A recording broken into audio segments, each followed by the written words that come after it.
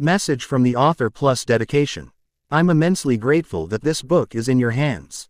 My deep hope is that it serves the full expression of your gifts and talents beautifully, and causes revolutions of heroic transformation within your creativity, productivity, prosperity and service to the world. The 5 a.m. Club is based on a concept and method that I've been teaching to celebrated entrepreneurs, CEOs of legendary companies, sports superstars, music icons and members of royalty, with extraordinary success, for over 20 years. I wrote this book over a 4-year period, in Italy, South Africa, Canada, Switzerland, Russia, Brazil and Mauritius. Sometimes the words flowed effortlessly as if a gentle summer breeze was at my back, and at other times, I struggled to move ahead. Sometimes I felt like waving the white flag of creative depletion, and during other periods of this intensely spiritual process, a responsibility higher than my own needs encouraged me to continue. I've given all I have to give in the writing of this book for you. And I greatly thank all the very good people from around the planet who have stood with me to the completion of the 5 a.m. Club. And so, with a full heart, I humbly dedicate this work to you, the reader. The world needs more heroes, and why wait for them, when you have it in you to become one? Starting today, with love plus respect. Chapter 1: The Dangerous Deed. A gun would be too violent. A noose would be too ancient. And a knife blade to the wrist would be too silent. So, the question became, how could a once glorious life be ended swiftly and precisely, with minimum mess yet maximum impact? Only a year ago, circumstances had been dramatically more hopeful. The entrepreneur had been widely celebrated as a titan of her industry, a leader of society and a philanthropist. She was in her late 30s, steering the technology company she founded in her dorm room in college to ever-increasing levels of marketplace dominance while producing products that her customers revered. Yet now she was being blindsided, facing a mean-spirited and jealousy-fueled coup that would significantly dilute her ownership stake in the business she'd invested most of her life building, forcing her to find a new job. The cruelty of this remarkable turn of events was proving to be unbearable for the entrepreneur. Beneath her regularly icy exterior beat a caring, compassionate and deeply loving heart. She felt life itself had betrayed her, and that she deserved so much better. She considered swallowing a gigantic bottle of sleeping pills. The dangerous deed would be cleaner this way. Just take them all and get the job done fast, she thought. I need to escape this pain. Then, she spotted something on the stylish oak dresser in her all-white bedroom, a ticket to a personal optimization conference that her mother had given her. The entrepreneur usually laughed at people who attended such events, calling them broken-winged, and saying they were seeking the answers of a pseudo-guru when everything they needed to live a prolific and successful life was already within them. Maybe it was time to rethink her opinion.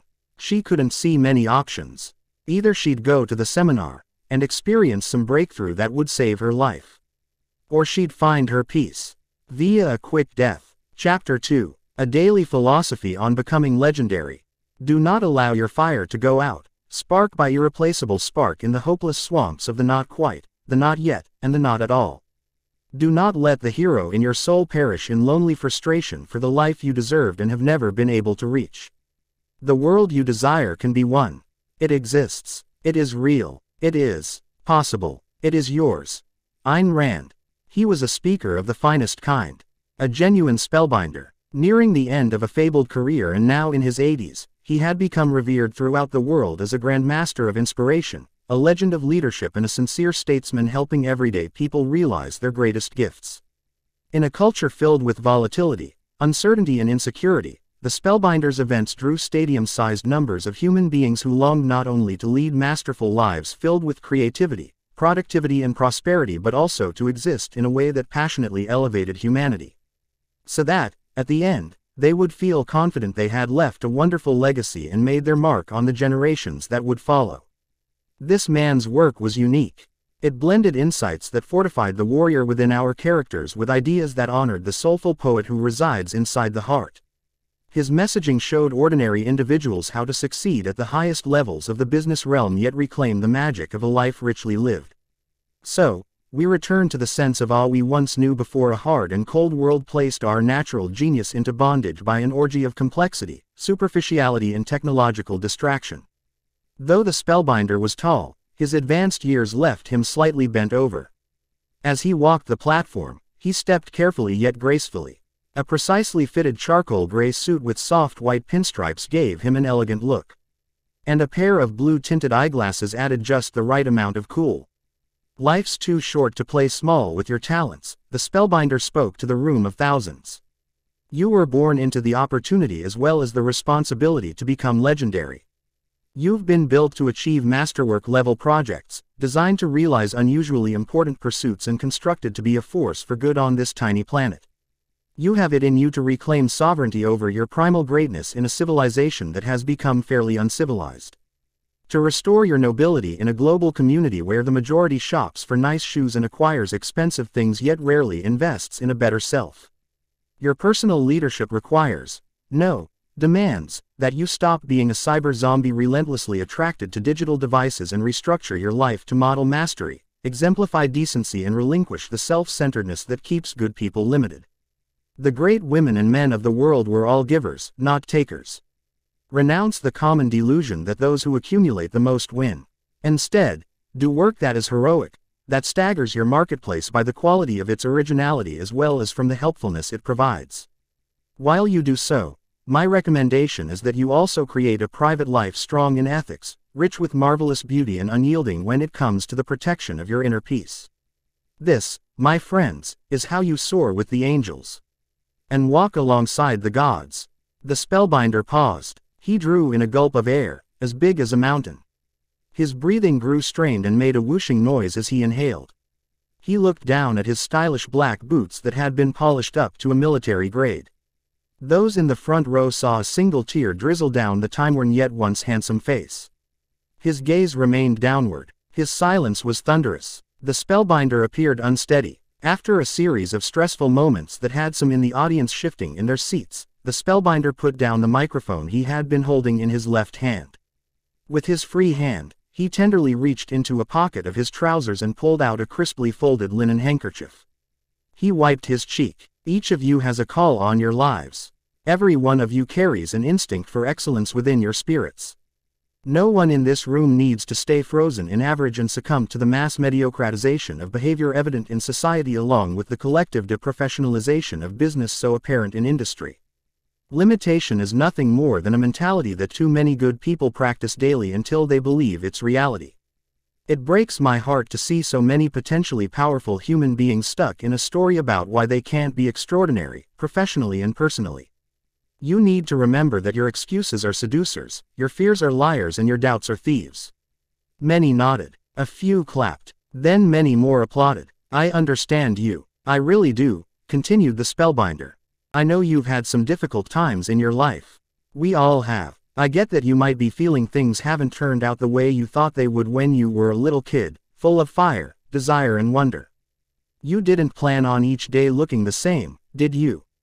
In a job that might be smothering your soul, dealing with stressful worries and endless responsibilities that stifle your originality and steal your energy.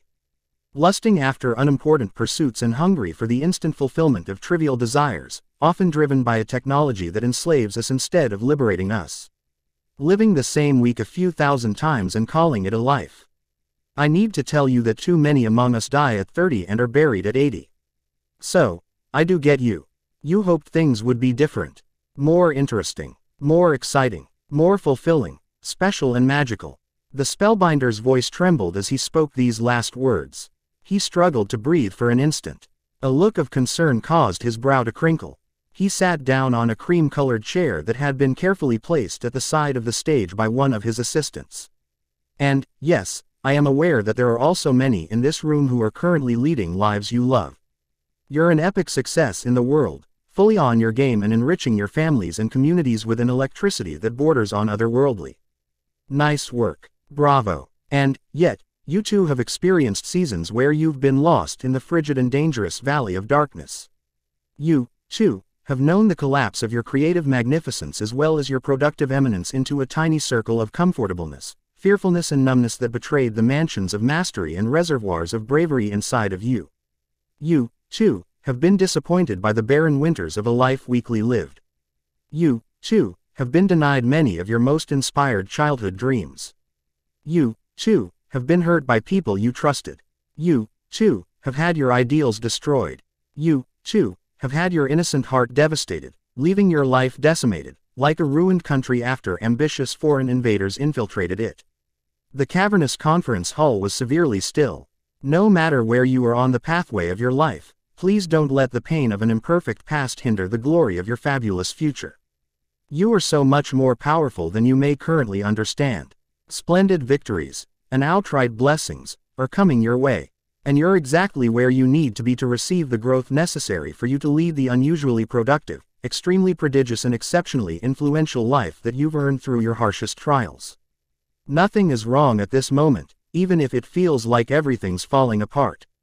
If you sense your life's a mess right now, this is simply because your fears are just a little stronger than your faith. With practice, you can turn down the volume of the voice of your scared self and increase the tone of your most triumphant side. The truth is that every challenging event you've experienced, each toxic person that you've encountered and all the trials you've endured have been perfect preparation to make you into the person that you now are. You needed these lessons to activate the treasures, talents and powers that are now awakening within you. Nothing was an accident. Zero was a waste. You're definitely exactly where you need to be to begin the life of your most supreme desires. One that can make you an empire builder along with a world changer. And perhaps even a history maker. This all sounds easy, but it's a lot harder in reality, shouted a man in a red baseball cap, seated in the fifth row. He sported a gray t-shirt and ripped jeans, the type you can buy torn at your local shopping mall. Though this outburst could have seemed disrespectful, the pitch of the participant's voice and his body language displayed genuine admiration for the spellbinder. I agree with you, you wonderful human being, responded the spellbinder, his grace influencing all participants and his voice sounding somewhat stronger, as he stood up from his chair. Ideas are worth nothing unless backed by application. The smallest of implementations is always worth more than the grandest of intentions. And if being an amazing person and developing a legendary life was easy, everyone would be doing it. Know what I mean? Sure, dude, replied the man in the red cap as he rubbed his lower lip with a finger. Society has sold us a series of mistruths, the spellbinder continued. That pleasure is preferable to the terrifying yet majestic fact that all possibility requires hard work, regular reinvention and a dedication as deep as the sea to leaving our harbors of safety, daily. I believe that the seduction of complacency and an easy life is 100 times more brutal, ultimately, than a life where you go all in and take an unconquerable stand for your brightest dreams. World class begins where your comfort zone ends as a rule the successful, the influential and the happiest always remember. The man nodded. Groups of people in the audience were doing the same. From a young age, we are programmed into thinking that moving through life loyal to the values of mastery, ingenuity and decency should need little effort. And so, if the road gets tough and requires some patience, we think we're on the wrong path, commented the spellbinder as he grasped an arm of the wooden chair and folded his thin frame into the seat again. We've encouraged a culture of soft, weak and delicate people who can't keep promises, who bail on commitments and who quit on their aspirations the moment the smallest obstacle shows up. The orator then sighed loudly. Hard is good. Real greatness and the realization of your inherent genius is meant to be a difficult sport. Only those devoted enough to go to the fiery edges of their highest limits will expand them. And the suffering that happens along the journey of materializing your special powers, strongest abilities and most inspiring ambitions is one of the largest sources of human satisfaction. A major key to happiness, an internal peace, is knowing you've done whatever it took to earn your rewards and passionately invested the effortful audacity to become your best. Jazz legend Miles Davis stretched himself ferociously past the normal his field knew to fully exploit his magnificent potential. Michelangelo sacrificed enormously mentally, emotionally, physically and spiritually as he produced his awesome art. Rosa Parks, a simple seamstress with outstanding courage, endured blunt humiliation when she was arrested for not giving up her seat on a segregated bus, igniting the civil rights movement. Charles Darwin demonstrated the kind of resolve that virtuosity demands by studying barnacles. Yes, barnacles, for 8 long years as he formulated his famed theory of evolution. This kind of dedication to the optimization of expertise would now be labeled as crazy by the majority in our modern world that spends huge amounts of their irreplaceable lifetime watching streams of selfies, the breakfasts of virtual friends and violent video games, noted the spellbinder as he peered around the hall as if committed to looking each of the attendees straight in the eye. Stephen King worked as a high school writing teacher and in an industrial laundry before selling Carrie, the novel that made him famous, the aging presenter continued. Oh, and please know that King was so discouraged by the rejections and denials that he threw the manuscript he wrote in his rundown trailer into the garbage, surrendering to the struggle. It was only when his wife, Tabitha, discovered the work while her husband was away, wiped off his cigarette ashes, read the book and then told its author that it was brilliant that King submitted it for publication. Even then, his advance for hardcover rights was a paltry $2,500. "Are you serious?" murmured a woman seated near the stage. She wore a lush green hat with a big scarlet feather sticking out of it and was clearly content with marching to her own drumbeat. "I am," said the spellbinder. And while Vincent van Gogh created 900 paintings and over 1,000 drawings in his lifetime, his celebrity started after his death. His drive to produce wasn't inspired by the ego fuel of popular applause but by a wiser instinct that enticed him to see just how much of his creative power he could unlock, no matter how much hardship he had to endure. Becoming legendary is never easy. But I'd prefer that journey to the heartbreak of being stuck in ordinary that so many potentially heroic people deal with constantly, articulated the spellbinder firmly. Anyway, let me simply say that the place where your greatest discomfort lies is also the spot where your largest opportunity lives. The beliefs that disturb you, the feelings that threaten you, the projects that unnerve you and the unfoldments of your talents that the insecure part of you is resisting are precisely where you need to go to. Lean deeply toward these doorways into your bigness as a creative producer, seeker of personal freedom and possibilitarian. And then embrace these beliefs, feelings and projects quickly instead of structuring your life in a way that's designed to dismiss them. Walking into the very things that scare you is how you reclaim your forgotten power. And how you get back the innocence and awe you lost after childhood. Suddenly, the spellbinder started to cough. Mildly at first, then violently, like he'd been possessed by a demon hell-bent on revenge. In the wings, a man in a black suit with an aggressive crew cut spoke into a mouthpiece tucked discreetly into his shirt cuff. The lights began to flicker, then dim. A few audience members who were located near the platform stood, unsure of what to do. A uniquely pretty woman with her hair in a crisp bun, a clenched smile and a tight black dress with an embroidered white collar rushed up the metal staircase that the spellbinder had ascended at the beginning of his talk. She carried a phone in one hand and a well-worn notebook in another. Her red high heels made a click-clack sound as she raced toward her employer. Yet, the woman was too late.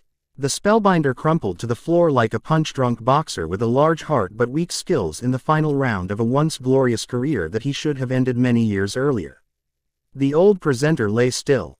A tiny river of blood escaped from a cut to his head, sustained on his fall. His glasses sat next to him. The handkerchief was still in his hand. His once sparkling eyes remained closed. Chapter 3: An unexpected encounter with a surprising stranger. Do not live as if you have 10,000 years left. Your fate hangs over you. While you are still living, while you still exist on this earth, strive to become a genuinely great person.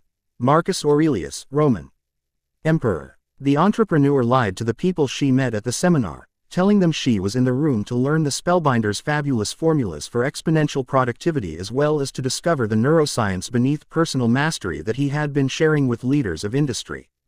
She mused that her expectation was that the guru's methodology would give her an unmatchable edge over her firm's competition, allowing the business to swiftly scale toward indisputable dominance. You know the real reason she was there. She needed her hope restored. And her life saved. The artist had come to the event to understand how to fuel his creativity and multiply his capabilities so he could make an enduring mark on his field by the paintings he generated. And the homeless man appeared to have sneaked into the conference hall while no one was watching. The entrepreneur and the artist had been seated together. This was the first time they'd met.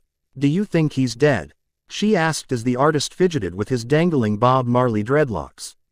The entrepreneur's face was angular and long. A wealth of wrinkles and weighty crevices ran along her forehead like ruts in a farmer's fresh field.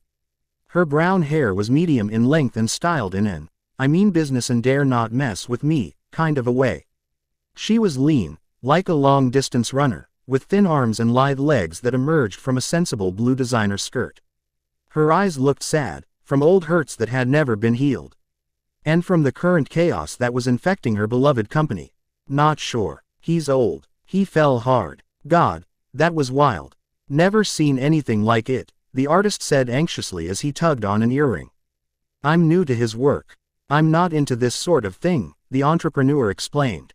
She stayed seated, her arms folded over a cream-colored blouse with a colossal floppy black bow tie perched fashionably at the neckline.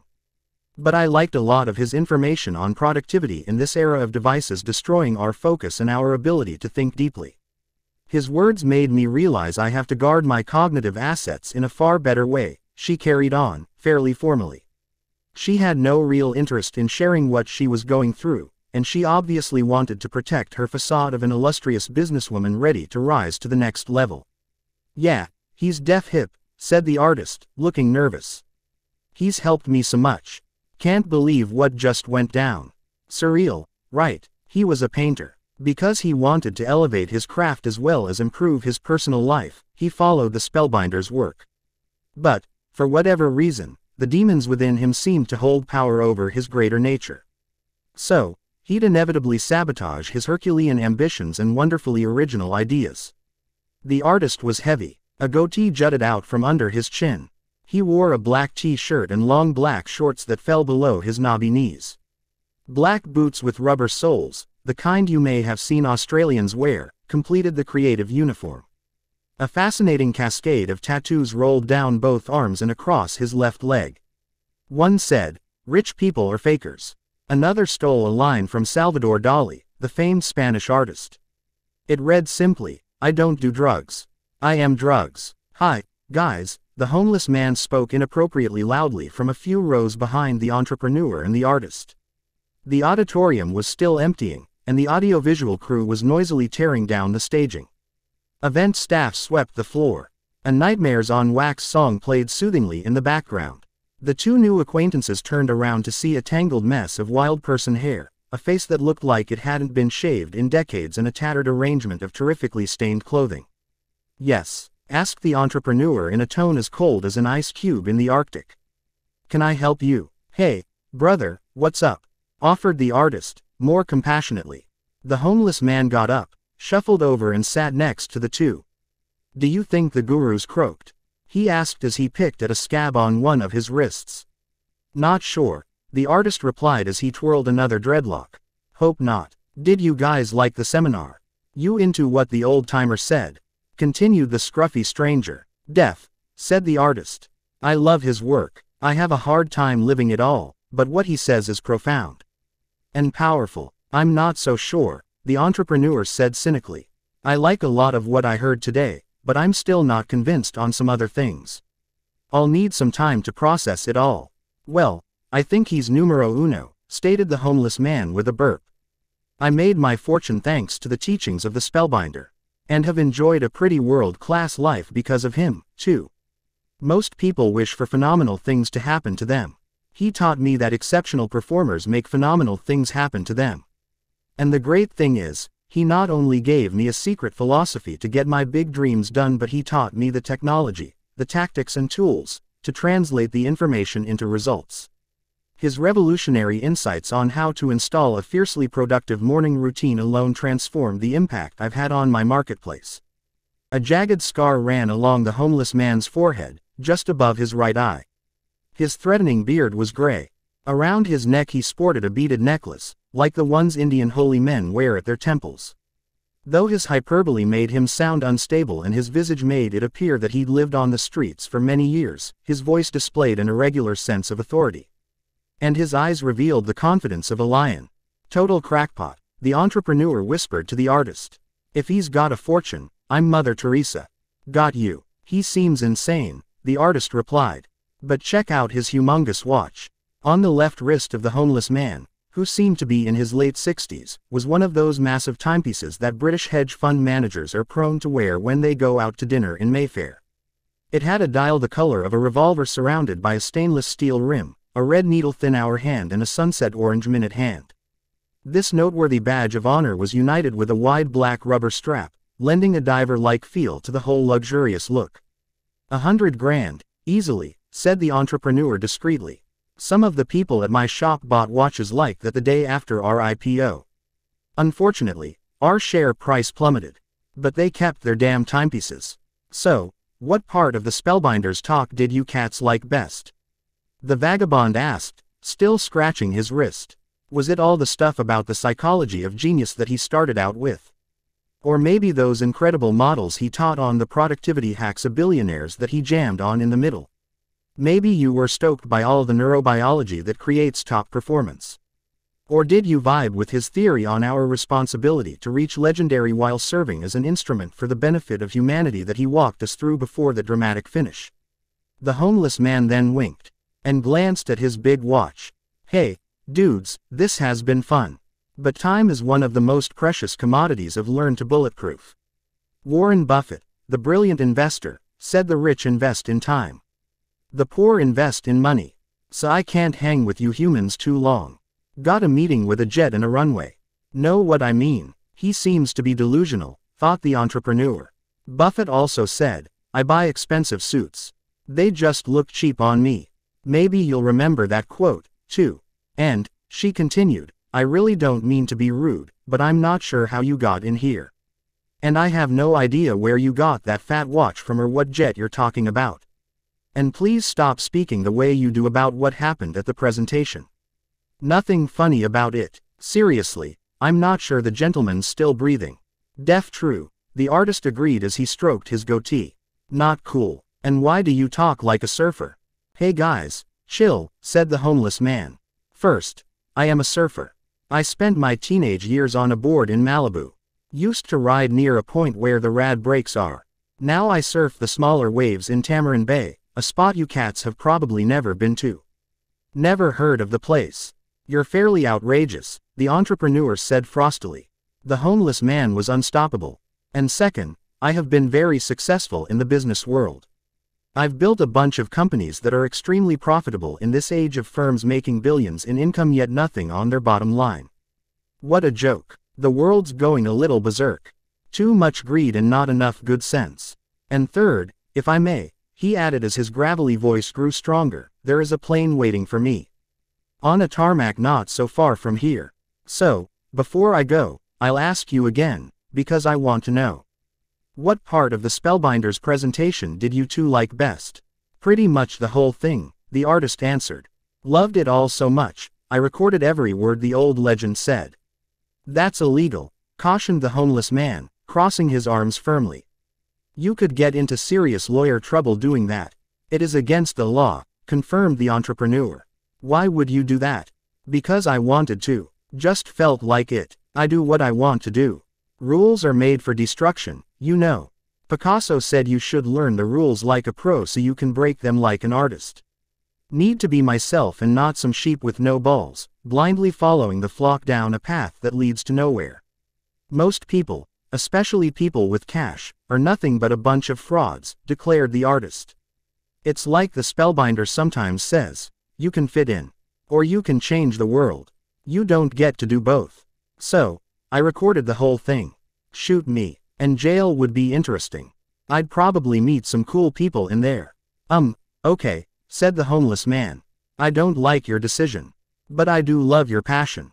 So, go ahead. Bring it on. Play the parts of the seminar that turned you on. Everything I recorded will blow your mind.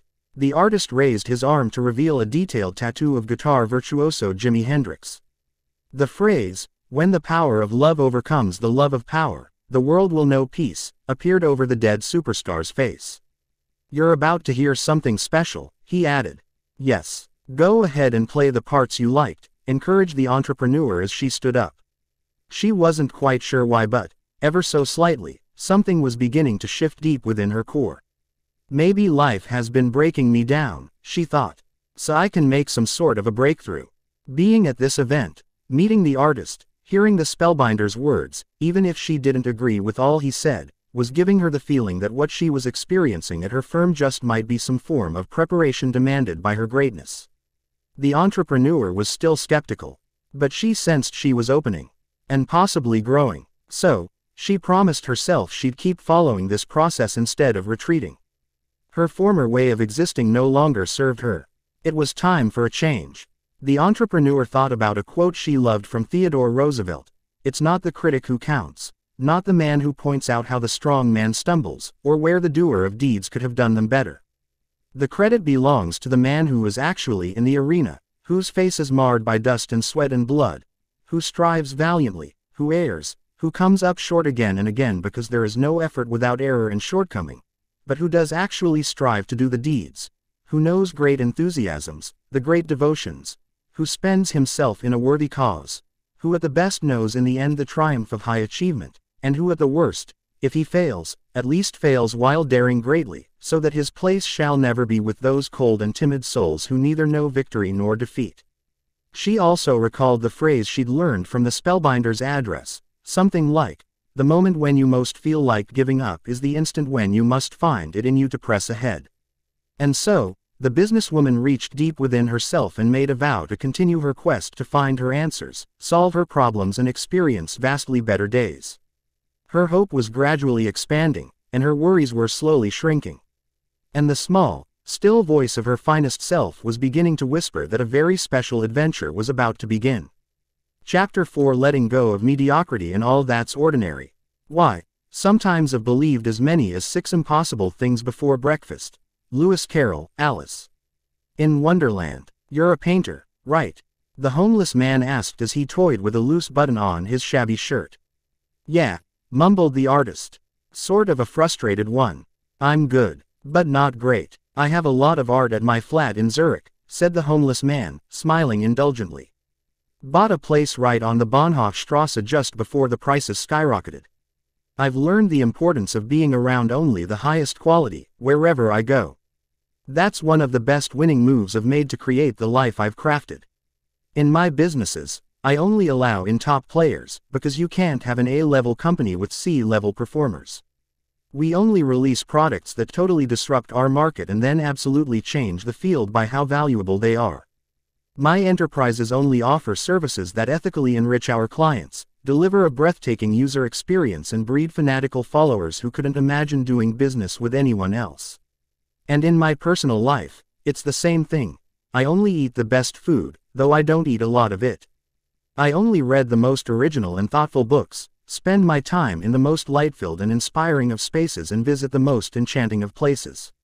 And when it comes to relationships, I only surround myself with human beings who fuel my joy, stoke my peace and excite me to become a better man. Life's way too valuable to hang with people who don't get you. Who you just don't vibe with. Who have different values and lower standards than you do. Who have different mindsets, heart sets, health sets and soul sets. It's a little miracle how powerfully and profoundly our influences and environments shape our productivity as well as our impact." "Interesting," noted the entrepreneur as she stared at her phone. "He does seem to know what he's talking about," she muttered softly to the artist, her eyes still down on the screen. The spider's web of wrinkles on her face relaxed further. On one wrist dangled 2 immaculate silver bracelets. One bore the phrase, "Turn I can'ts into I cans," while the other was engraved with, "Done is better than perfect." The entrepreneur had purchased these presents for herself when her company was in its startup phase and she'd been in a highly confident mood. "I know about mindsets," said the artist. "Never heard of heart sets, health sets and soul sets, man." "You will," suggested the homeless man. "And once you do, the way you create, produce and show up in your world will never be the same." Seriously revolutionary concepts for any empire maker and world builder. And so few businesspeople and other human beings on the planet currently know about them. If they did, every important element of their lives would increase rapidly. For now, I just wanted to keep jamming on my personal commitment to ultra-high quality in everything around me. Your surroundings really do shape your perceptions, your inspirations and your implementations. Art feeds my soul. Great books battle-proof my hope. Rich conversations magnify my creativity. Wonderful music uplifts my heart. Beautiful sights fortify my spirit. And all it takes is a single morning filled with positivity to deliver a monumental download of inventive ideas that elevate an entire generation, you know. And I need to say that uplifting humankind is the master sport of business that the top 5% play. The real purpose of commerce is not only to make your personal fortune. The true reason to be in the game is to be helpful to society. My main focus in business is to serve. Money, power and prestige are just the inevitable byproducts that have shown up for me along the way.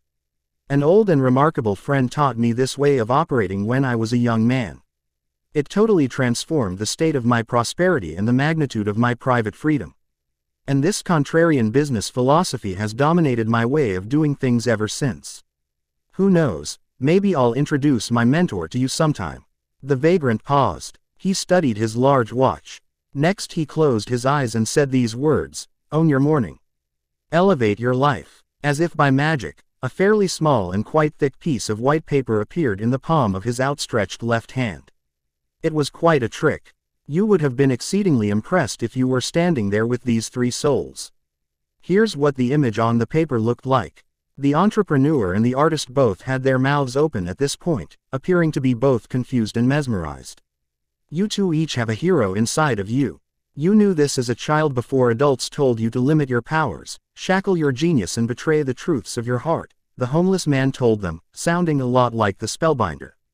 Adults are deteriorated children, he went on. When you were much younger, you understood how to live. Staring at stars filled you with delight. Running in a park made you feel alive. And chasing butterflies flooded you with joy. Oh, how I adore butterflies. Then, as you grew up, you forgot how to be human. You forgot how to be bold and enthusiastic and loving and wildly alive. Your precious reservoirs of hope faded. Being ordinary became acceptable. The lamp of your creativity, your positivity and your intimacy with your greatness grew dim as you began to worry about fitting in, having more than others and being popular. Well, here's what I say. Participate not in the world of numbed-out grown-ups, with its scarcity, apathy and limitation. I'm inviting you to enter a secret reality known only to the true masters, great geniuses and genuine legends of history. And to discover primal powers within you that you never knew were there. You can create magic in your work and personal lives. I sure have, and I'm here to help you do so. Before the entrepreneur and the artist could utter even a word, the homeless man continued his discourse. Oh, I was jamming on the importance of art, and the ecosystem that your life is built within. Makes me think of the awesome words of the Portuguese writer Fernando Pessoa. Art frees us, through illusion, from the squalor of being.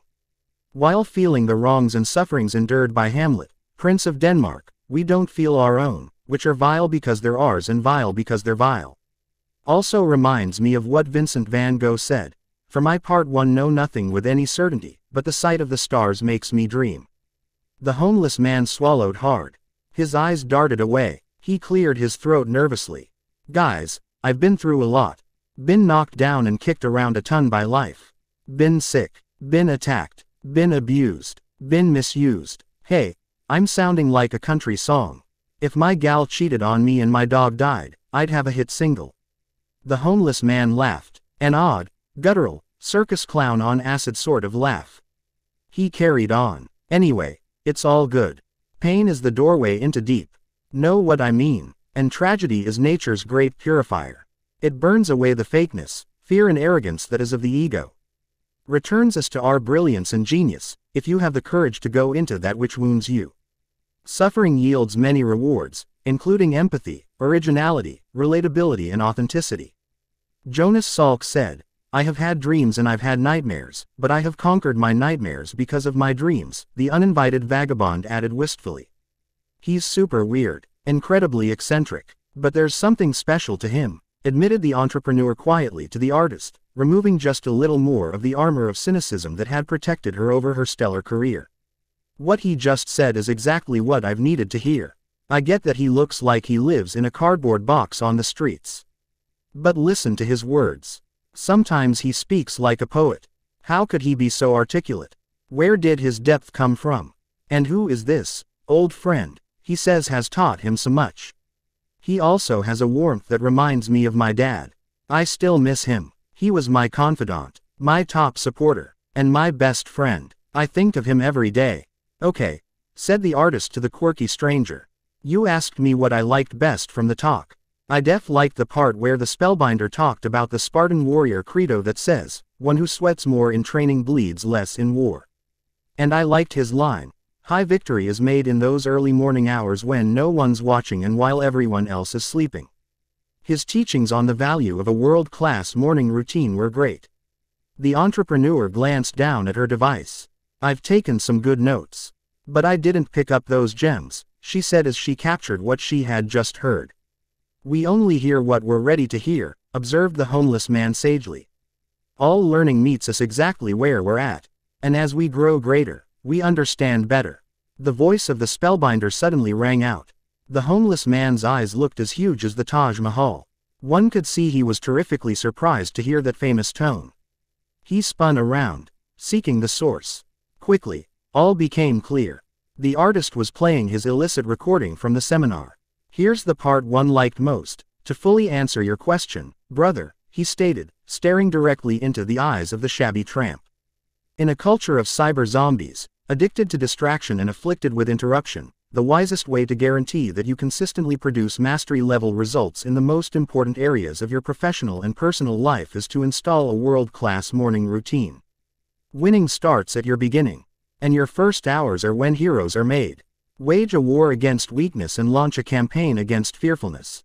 You truly can get up early, and doing so is a necessity in your awesome pursuit toward legendary. Take excellent care of the front end of your day, and the rest of your day will pretty much take care of itself. Own your morning. Elevate your life. The spellbinder could be heard wheezing like a novice swimmer who went too far, too fast. The artist continued presenting his recording, turning up the volume so the sound was blaring. Here's the precious little secret that the titans of industry, the standout performers of artistry and the ultra-achievers of humanity will never share with you. Gargantuan results are much less about your inherited genetics and far more about your daily habits. And your morning ritual is by far the most essential one to calibrate. And then automate. When we see the icons in action, the forceful seduction sold to us by our civilization is to believe they were always that great. That they were born into their exceptionalism. That they won the fortunate DNA lottery. That their genius was inherited. Yet the truth is that we are watching them in their full blazing glory after years of following a process, one that involved ceaseless hours of practice. When we observe magnificent players in business, sport, science and the arts, we are observing the earned results of a monomaniacal concentration around a single pursuit, astronomical focus on one skill, intensity of sacrifice applied to one aim, unusual levels of deep preparation and extreme amounts of solid patience. Remember, every professional was once an amateur, and every master started as a beginner. Ordinary people can accomplish extraordinary feats, once they've routinized the right habits. This cat is so solid, said the homeless man. He clapped his dirty hands like a kid at a carnival. He checked his watch yet again. Then he began to shuffle his feet while swaying his hips forward then backward. His hands were now waving in the air and he was snapping his fingers, with closed eyes again. Sounds like the early rappers used to make without their boom boxes emerged from his cracked lips. You would have been astonished to watch him in action. What the hell are you doing? Shouted the artist. Dancing, replied the homeless man, moving gloriously. Keep bringing me this beautiful knowledge. Socrates said, education is the kindling of a flame. And Isaac Asimov wrote, self-education is, I believe, the only kind of education there is. So, keep playing the old guru's words, dude. It's all so gnarly. The artist resumed the recording. Heavily resist all piracy of your mastery from this world tempting you into distractibility and causing digital dementia. Force your attention back to the Everests of potential aching for fuller expression and, today, release all reasons that feed any stagnation of your strengths. Start being an imaginationalist, one of those rare individuals who leads from the nobility of your future versus via the prison bars of your past. Each of us thirsts for days filled with tiny bursts of the miraculous. Every one of us wishes to own our pure heroism and step into unchained exceptionalism. All human beings alive at this moment have a primitive psychological need to produce masterworks that wow, live daily amidst uncommon awe and know that we are somehow spending our hours in a way that enriches the lives of others. The poet Thomas Campbell said it beautifully when he observed, to live in hearts we leave behind is not to die. Each of us, truly, has been built to make history, in our own authentic way. For one, this might mean being an excellent coder or a fine teacher who lifts young minds. For another, this opportunity could mean becoming a tremendous mother or a magnificent manager. To yet another, this good fortune may mean growing a great business or being a fantastic salesperson who serves customers superbly. This chance to be remembered by future generations and led a life that truly matters is not some platitude. This is, in fact, a truth. Yet, So few of us have discovered, and then installed, the very mentalities, morning practices and consistent conditions that will guarantee these results appear for us. We all want to reaccess our birthright of towering talent, limitless joy and freedom from fear, but few of us are willing to do the very things that would cause our hidden genius to present itself. Strange, right? And it's very sad. The majority of us have been hypnotized out of the luminosity that is our essence. Most of us in this age spend our most valuable hours being busy. Chasing trivial pursuits and artificial amusements while neglecting living a real life. This is a formula for heartbreak at the end. What's the point of spending your best mornings and potentially productive days climbing mountains that you realize were the wrong ones when you were frail and wrinkled? Very sad. That part really resonated with me, interjected the entrepreneur, slightly emotionally. I'm definitely addicted to my technology.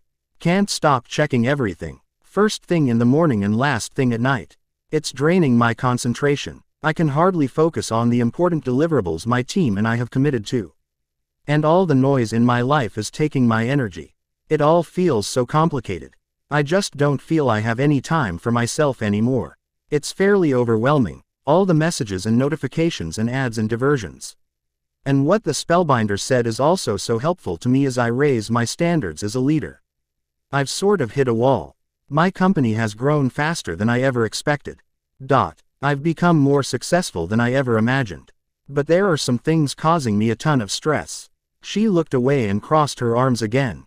I can't tell them what I'm really dealing with, thought the entrepreneur. Then she continued.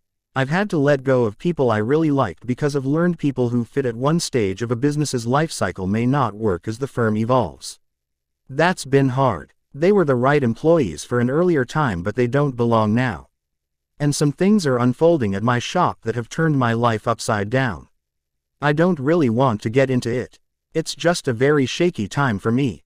Well, on your point about elevating your leadership game, responded the homeless man, please remember that the job of the leader is to help disbelievers embrace your vision, the powerless to overcome their weaknesses and the hopeless to develop faith. And what you said on letting go of employees you liked but who no longer fit where your business is now at, that's a normal part of growing a business. And it happened because they failed to grow as your enterprise rose. They started coasting. They stopped learning, inventing and making everything they touched better than they found it. And as a result they stopped being awesome value incubators for your venture. They likely blamed you, but they did it to themselves, the uninvited stranger indicated, surprising his listeners by the sophistication of his insights on team building and winning in commerce. Exactly, replied the entrepreneur.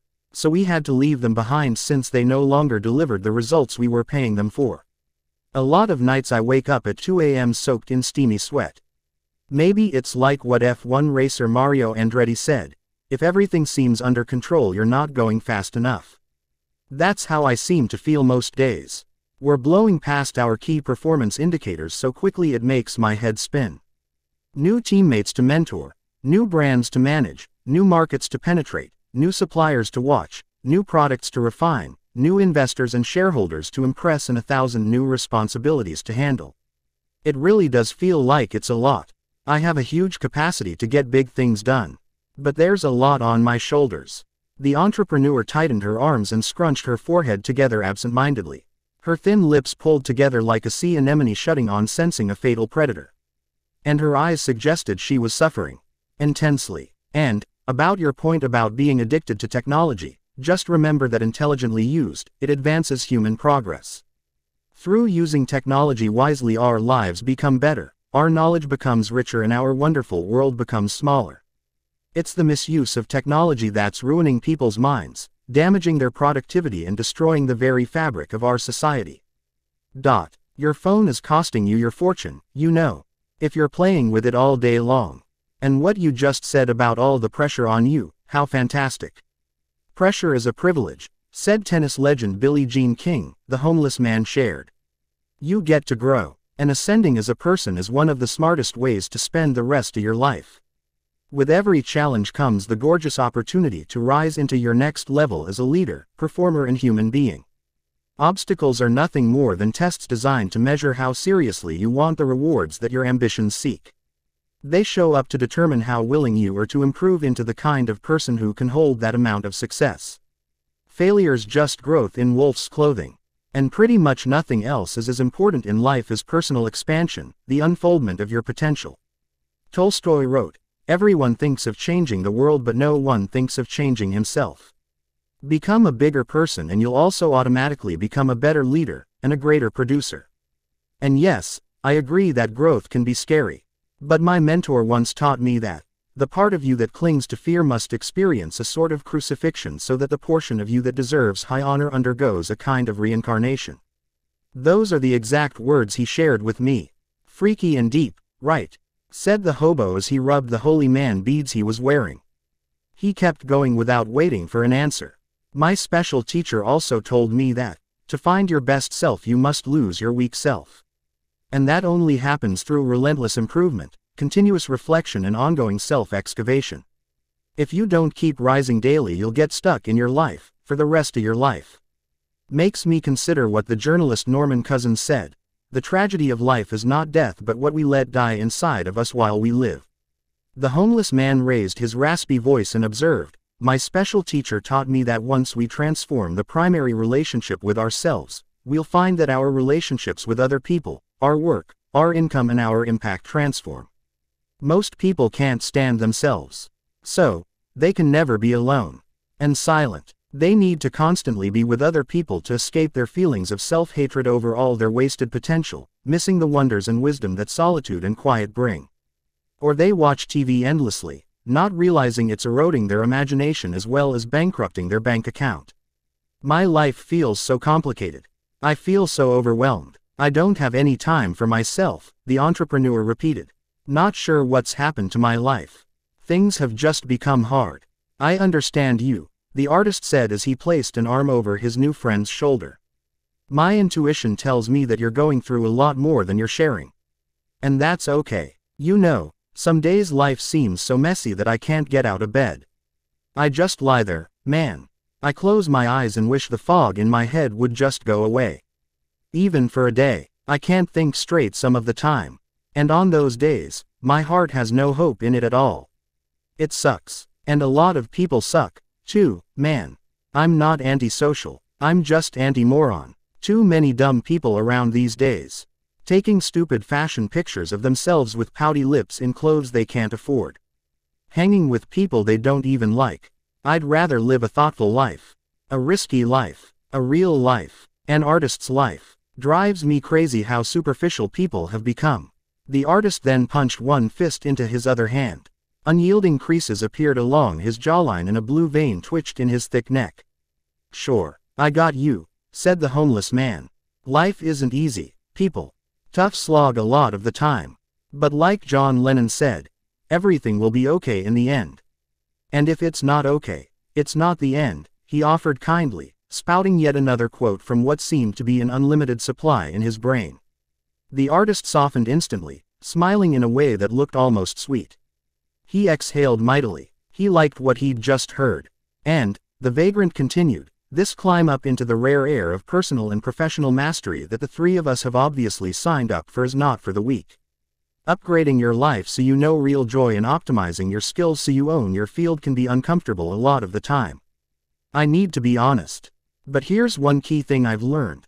The soreness of growth is so much less expensive than the devastating costs of regret. Where do you learn that? Questioned the artist, as he scrawled the words into his notebook. Can't tell you. Yet, the homeless man responded, heightening the mystery of where he'd discovered much of his insight.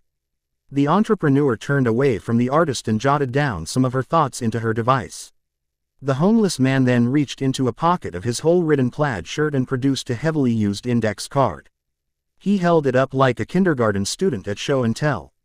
"A distinguished person gave this to me when I was a lot younger, as I was starting my first company. I was a lot like you cats, dripping with dreams and set to make my mark on the world. Hungry to prove myself, amped to dominate the game. The first 50 years of our lives are a lot about seeking legitimacy, you know. We crave social approval. We want our peers to respect us. We hope our neighbors will like us. We buy all sorts of things we really don't need and obsess about making money we really don't enjoy." Totally right. muttered the artist, nodding his head aggressively and shifting his posture noticeably as his dreadlocks dangled over his shoulders. The event venue was now empty. If we have the courage to look within, we discover that we do this because we have a series of holes within us. We falsely believe that material from the outside will fill what's empty within ourselves. Yet it never will. Never will. Anywho, when many of us reach the halftime point of our lives, we make a right-angle turn. We begin to realize that we're not going to live forever and that our days are numbered. And so, we connect with our mortality. Big point here. We realize we are going to die. What's truly important comes into much sharper focus. We become more contemplative. We start to wonder if we've been true to our talents, loyal to our values and successful on the terms that feel right to us. And we think about what those we most love will say about us when we're gone. That's when many of us make a giant shift, from seeking legitimacy in society to constructing a meaningful legacy. The last 50 years then become less about me and more about we. Less about selfishness and more about service. We stop adding more things into our lives and begin to subtract and simplify. We learn to savor simple beauty, experience gratitude for small miracles, appreciate the priceless value of peace of mind, spend more time cultivating human connections and come to understand that the one who gives the most is victorious. And what's left of your life then becomes a phenomenal dedication to loving life itself as well as a ministry of kindness to the many. And this becomes, potentially, your gateway into immortality. He's really special, whispered the entrepreneur. I haven't felt this hopeful, energized and grounded in months. My father used to help me navigate difficult times, she told the artist. Ever since he passed away I don't have anyone to lean on.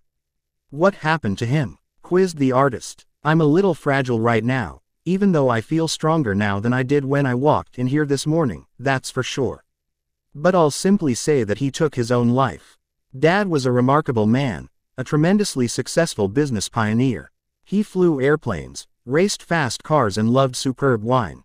He was so alive. Then his business partner took everything away from him, not so different from the horrible scenario I'm living right now. Anyway, the stress and shock of his world collapsing pushed him to do what we could never have imagined. He just couldn't see any way out. I guess, the entrepreneur revealed as her voice broke. You can lean on me, the artist said tenderly. He placed a hand with a hippie ring on a pinky finger onto his heart as he spoke these words, looking both chivalrous and bohemian. The homeless man interrupted the intimate moment the two were sharing. Here, read this, he instructed as he handed over his index card. It'll be useful as you both rise to your next performance levels and experience everything that comes with this adventure into human leadership, personal mastery and creating a career of uncommon productivity. In red lettering over the paper that had yellowed by the advances of time, it read, all change is hard at first, messy in the middle and gorgeous at the end. That's very good, noted the entrepreneur. A valuable piece of information for me. Thank you. The artist then resumed playing his illegal copy of the Spellbinder's presentation. Each one of you carries a quiet genius and a triumphant hero within your hearts. Dismiss these as idealistic words of an elderly inspirationalist if you wish. But I'm proud to be an idealist. Our world needs more of us. And yet, I am also a realist. And here's the truth. Most people on the planet today don't think much of themselves, unfortunately. They secure their identity by who they are externally. They evaluate their achievement by what they've collected versus by the character they've cultivated. They compare themselves to the orchestrated, and fake, highlight reels presented by the people they follow. They measure their self-worth by their net worth.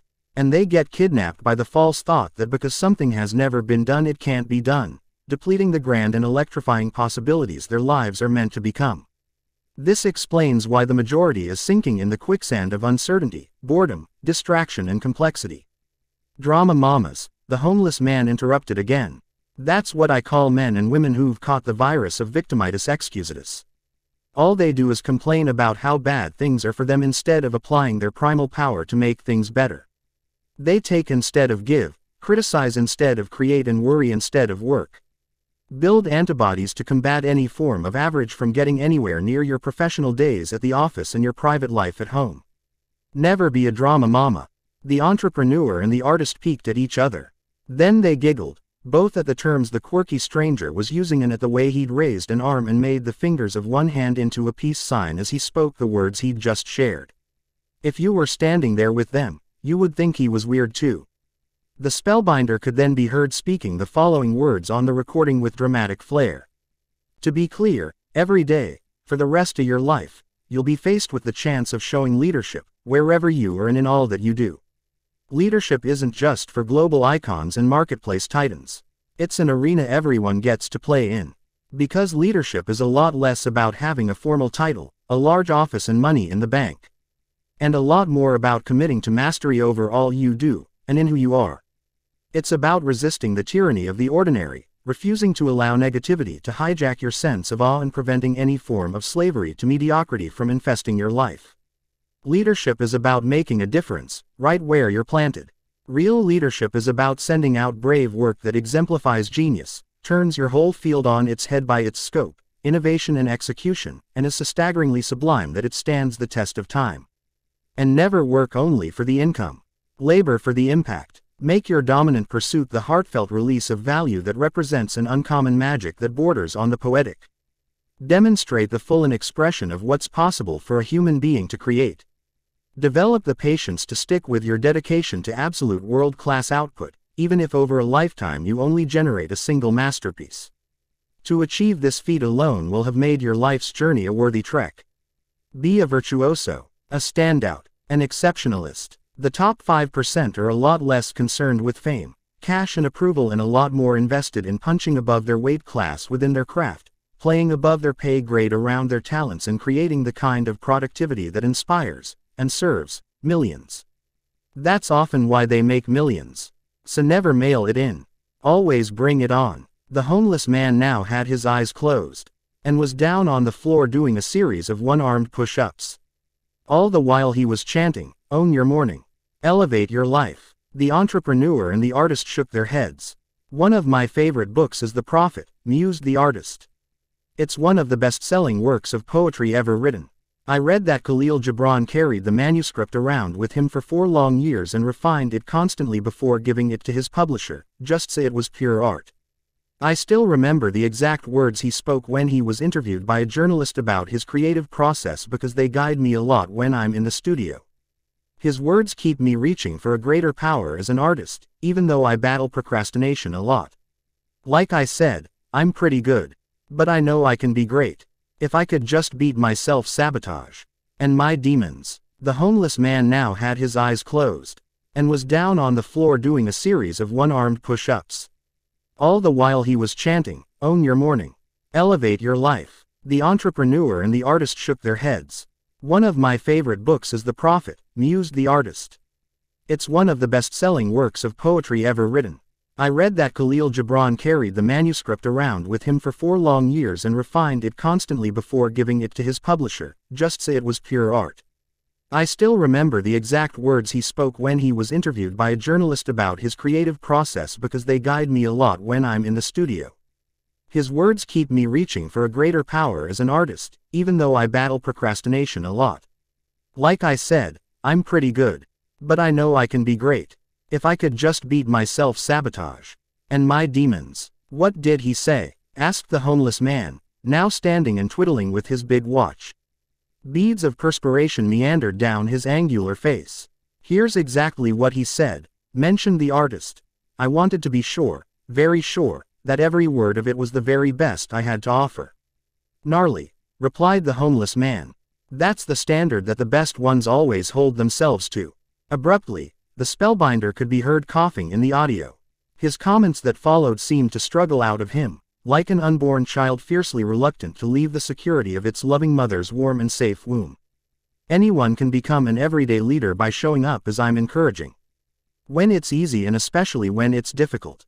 Starting today. And if you do so, a guaranteed victory is in your future. And I need to add that there's not one person alive today who cannot lift their thinking, performance, vitality, prosperity and lifetime happiness magnificently by wiring in a series of profound daily rituals and then practicing them until they become your second nature. And this brings me to the single most important principle of my talk. The greatest starting point for winning in your work and making a splendid life is joining what I call the 5 a.m. club. How can you ever be world-class if you don't carve out some time each morning to make yourself world-class? The entrepreneur was now taking notes with a ferocious intensity not previously seen. The artist's face had a, "This makes me feel strong," smile on it. The homeless man burped, then got down to the floor and held a plank, the kind fitness pros at the gym love to do to build a strong core. You could hear the spellbinder begin to cough even more fiercely. A brutal and sustained pause followed. Next, he uttered these words, haltingly. He was wheezing audibly. His voice began to quiver like a novice telemarketer on her very first sales call. Rising at 5 a.m. truly is the mother of all routines. Joining the 5 a.m. club is the one behavior that raises every other human behavior. This regimen is the ultimate needle mover to turn you into an undefeatable model of possibility. The way you begin your day really does determine the extent of focus, energy, excitement and excellence you bring to it. Each early morning is a page in the story that becomes your legacy. Each new dawn is a fresh chance to unleash your brilliance, unperson your potency and play in the big leagues of iconic results. You have such power within you and it reveals itself most with the first rays of daybreak. Please do not allow past pains and present frustrations to diminish your glory, stifle your invincibility and choke the unlimited possibilitarian that lurks within the supreme part of you. In a world that seeks to keep you down, build yourself up. In an epic that wishes you would stay in the dark, step into your light. At a time that mesmerizes you to forget your gifts, reclaim your genius. Our world requires this of each of us. To be champions of our crafts, warriors for our growth and guardians of unconditional love, for all of humankind. Display respect and compassion for all other people who occupy this tiny planet, regardless of their creed, color or caste. Lift them up in a civilization where many get energy tearing others down. Help others sense the marvels that sleep within them. Show us the virtues we all wish more would practice. Everything I'm saying will speak to the unspoiled part of you, that side of yourself that was ferociously alive before you were taught to fear, hoard, contract and distrust. It's your job as a hero of your life, as a creative achiever set to change the culture and as a citizen of Earth to find this dimension within you. And, once done, to spend the rest of your days reconnected with it. Accept this opportunity to human mastery and I promise you that a synchronicity of success as well as an orchestrated magic well beyond the boundaries of logic will infuse the remainder of your days. And the larger angels of your grandest potential will begin to visit you regularly. Actually, an orderly series of seemingly impossible miracles will descend onto your most genuine of dreams, causing the best of them to come true. And you will evolve into one of those rare and great spirits who upgrade the whole world by the simple act of walking amongst us. The conference hall was now dark. The entrepreneur let out a sigh the size of Mexico City. The artist was motionless. The homeless man began to cry. He then stood on a chair, raised his arms like a preacher and boomed these words of Irish playwright George Bernard Shaw. This is the true joy in life, the being used for a purpose recognized by yourself as a mighty one. The being a force of nature instead of a feverish little clod of ailments and grievances complaining that the world will not devote itself to making you happy. I am of the opinion that my life belongs to the whole community, and as long as I live it is my privilege to do for it whatever I can. I want to be thoroughly used up when I die, for the harder I work the more I live. I rejoice in life for its own sake. Life is no brief candle, for me. It is a sort of splendid torch which I have got hold of for the moment, and I want to make it burn as brightly as possible before handing it on to future generations. The homeless man then fell to his knees, kissed his holy beads, and continued to weep.